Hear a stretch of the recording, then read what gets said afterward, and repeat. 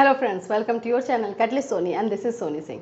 Friends, आज मैं आप लोग के लिए जो वीडियो लेकर के आई हूँ काफ़ी इंपॉर्टेंट होने वाला है। ये सारे पर्सपेक्टिव भी आपको अपने ध्यान में रखने की ज़रूरत है, जिससे कि आप अपने मार्क्स को और एनहेंस कर सकें।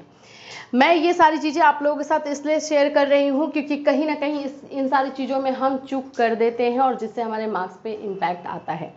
इसमें एग्ज़ामिनर जो है वो कॉपी कैसे चेक करता है या फिर जो है कॉपी कैसे चेक होती है, इन सभी चीज़ों को भी हमें जानने की ज़रूरत है। हम कोई 12th के या ग्रेजुएशन के स्टूडेंट तो हैं नहीं कि इसके बाद हमें और आगे कुछ और पढ़ना है, कुछ और पढ़ना है। इसके बाद हमें ऐसे प्रोफेशन में जाना है जिसमें हम दूसरों को चेक करेंगे, दूसरों की कॉपी चेक करेंगे। तो एग्जैक्टली फॉर्मूला तो हमें भी पता होना चाहिए। तो आज इस वीडियो में आपको बताने वाली हूँ कि क्योंकि 2022 से बहुत सारी चीज़ें नई आई हैं। क्यों नई आई हैं? क्योंकि जो हमारा 2020 का एनईपी था वो 2022 से लागू हो गया है। तो 2022 से ये सारी चीज़ें जो लागू हो गई हैं, तो कॉपी चेकिंग में जो है कौन कौन से पॉइंट ऑफ व्यू या कौन कौन से पॉइंट्स को अब ध्यान में रखा जाएगा, जो कि 2022 में मेंशन है इवैल्यूएशन प्रोसेस को लेकर के कि किस तरह से जो है इवैल्यूएशन करना है। सो फ्रेंड्स, आज का वीडियो काफ़ी इंपॉर्टेंट आप लोगों के लिए होने वाला है, तो पूरा कंप्लीट देखिएगा। हो सकता है आपके 5 से 10 नंबर जो है इंक्रीज हो जाए। सो फ्रेंड्स, अगर आप हमारे चैनल पर नए हैं तो चैनल को सब्सक्राइब कर लीजिए, बेल आइकन को हिट कर दीजिए। बीएड फर्स्ट ईयर का क्लास 4 बजे इवनिंग में हमारे चैनल पर कंडक्ट करवाया जाता है। साथ ही साथ हम आपको सीसीएसई यूनिवर्सिटी बिहार बीएड एंट्रेंस का पेड क्लास जो है वो देते हैं। तो जो लोग भी इससे जुड़ना चाहते हैं जुड़ सकते हैं। चलिए बात करते हैं कॉपी चेकिंग इन 2022। ये सारी चीज़ें जो मैं आपको बता रही हूँ मेरे पर्सनल एक्सपीरियंस से है, क्योंकि कॉपी चेकिंग में हम भी जाते हैं, हम भी देखते हैं, स्पेशली बीएड के स्टूडेंट का। तो हमें पता है कि किन किन पॉइंट्स पे ध्यान देने की ज़रूरत है और कौन कौन से सजेशन जो है हम अपने स्टूडेंट्स को दे सकते हैं जिससे कि वो अपने आप को इम्प्रूव कर सकें। तो सबसे पहला चीज़ जो 2020 के एनईपी 2020 में जो बताया गया है वो है हमारा आंसर को लेकर के, कि जो पैटर्न को लेकर के, एग्ज़ाम पैटर्न को लेकर के। और जो एग्ज़ाम पैटर्न जो हो गया है अब हमारे 3 पार्ट में। पहला पार्ट जो है हमारा वेरी शॉर्ट क्वेश्चन को लेकर के है, वेरी शॉर्ट हो गया है, दूसरा शॉर्ट हो गया है और लॉन्ग। अब ये 3 पार्ट में जो है वो हमारे डिवाइड हो गए हैं इवेल्युएशन प्रोसेस जो हमारा इवेल्युएट हो रहा है। वेरी शॉर्ट जो है 1 से 2 नंबर का होगा, तो इसमें हमें तो टू द पॉइंट बात करना है। अगर वो पूछ देता है कि संज्ञानात्मक विकास के जो है जनक कौन है या संज्ञानात्मक विकास का सिद्धांत किसने दिया है, हमें कुछ एक सेंटेंस और ये नहीं लिखना है, हमें लिखना है पाइगेट या पियाजे। ठीक है, इस पे आपको फुल, अगर 1 नंबर का है तो 1 नंबर, 2 नंबर का है तो 2 नंबर, कोई नहीं रोक सकता है, ये मिलेगा ही मिलेगा।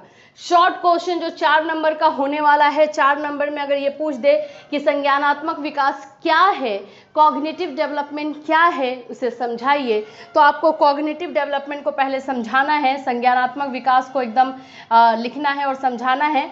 उसके साथ बताना है कि ये थ्योरी, ये जो सिद्धांत है वो किसने दिया है और ये सिद्धांत है क्या, ये बताना है। 4 नंबर में आपको अप टू द पॉइंट ही बात करना है। पहले तो संज्ञानात्मक विकास क्या है, ये आपका 2 से 3 लाइन में हो जाएगा। ये सिद्धांत जो है किसने दिया है, ये एक ही लाइन या एक ही वर्ड में होगा। फिर उसके बाद से 2 से 3 लाइन में या फिर 4 लाइन में मैं बोलूँगी, हो जाएगा आपका सिद्धांत।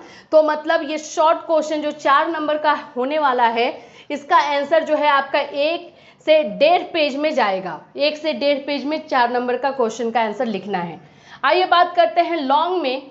अगर यही पूछ दे कि संज्ञानात्मक विकास क्या है, पियाजे के संज्ञानात्मक विकास की अवस्थाओं का वर्णन करें, तो वो लॉन्ग हो जाता है। ये लॉन्ग आपका जो है 12 से 16 नंबर के बीच में हो सकता है। तो अब ये आंसर जो है आपको 5 से 6 पेज के बीच में देना है। 5 से 6 पेज के बीच में इसका आंसर लिखना है आपको। तो आप यहाँ पे संज्ञानात्मक विकास क्या है वो समझाएंगे, फिर उसके बाद इसकी थ्योरी, इसके सिद्धांत क्या है, इसकी अवस्थाएं जो है वो क्या बताई हैं, और उसको डील करेंगे तो ईजिली 5 से 6 पेज जाएगा। उतना डिफिकल्ट ये चीज़ नहीं है। तो जो हमारे एग्जामिनर हैं वो एनईपी 2020 को इस बार फॉलो करने वाले हैं और इस पैटर्न पे जो है आप लोगों का मार्किंग करेंगे। जो आपका 1 से 2 नंबर यानी वेरी शॉर्ट होगा, उसमें बिल्कुल भी आपका मार्क्स नहीं कटेगा, ये मैं बता देती हूँ। अगर आप एक वर्ड में भी लिख करके जा रहे हो आंसर और वो वर्ड सही है तो दूसरा है अगर शॉर्ट है, अगर आप 1 से 1.5 पेज में लिख रहे हो और टू द पॉइंट लिख रहे हो तो भी आपका मार्क्स डिडक्ट नहीं होगा। लॉन्ग में जो है थोड़ा सा डिडक्शन हो सकता है अगर आपका प्रेजेंटेशन सही नहीं है, तो सही तरीके से अगर आपने आंसर नहीं लिखा है तो यहाँ पे आपका डिडक्शन हो सकता है लॉन्ग में। इसीलिए लॉन्ग के आंसर को प्रेजेंटेशन बहुत जरूरी है। पहले अर्थ लिखना, फिर परिभाषा लिखना, फिर उसके बाद से कंक्लूजन देना, ये सारी चीज़ें लॉन्ग में आप जरूर कीजिएगा क्योंकि इसमें ये सारी चीज़ों को देखा जाएगा। दूसरा जो चीज़ आज इस बार देखने वाले हैं एग्जामिनर, वो होता है टू द पॉइंट। ज़्यादा रामायण नहीं लिखना है, जो क्वेश्चन पूछा गया है उस क्वेश्चन का आंसर ही आपको लिखना है और आपको उस आंसर तक ही बात करना है। हाँ, ये नहीं है कि भाई अब 4 नंबर का है तो उसको आप 4 लाइन में ही लिख करके चल जाओ टू द पॉइंट इतना बात करने के लिए, उतना भी नहीं है। आपको 1 से 1.5 पेज में लिखना पड़ेगा, लेकिन उसी टॉपिक से रिलेटेड ही आंसर लिखना है। तो पहला तो NEP 2020 फॉलो करने वाले हैं एग्जामिनर, और दूसरा जो है टू द पॉइंट बातें फॉलो करेंगे, और तीसरा जो मैं हमेशा बोलती हूँ प्रेजेंटेशन भी देखेंगे, क्योंकि आप B.Ed के स्टूडेंट हो तो आपका प्रेजेंटेशन मायने रखता है कि आप किस तरह से लिख रहे हो, नीट एंड क्लीन है या नहीं। प्रेजेंटेशन में आपका राइटिंग भी आ जाएगा और ये सारी चीज़ें देख करके आपको मार्किंग की जाएगी। तो जब आप आंसर लिखें या फिर आप प्रैक्टिस करें तो इन सारी चीज़ों को ध्यान में रखते हुए करें। अदरवाइज 15 नंबर के क्वेश्चन में अगर आपने सही तरीके से लिखा है, सही आंसर लिखा है, तो भी आपको 10 ही नंबर मिलेगा।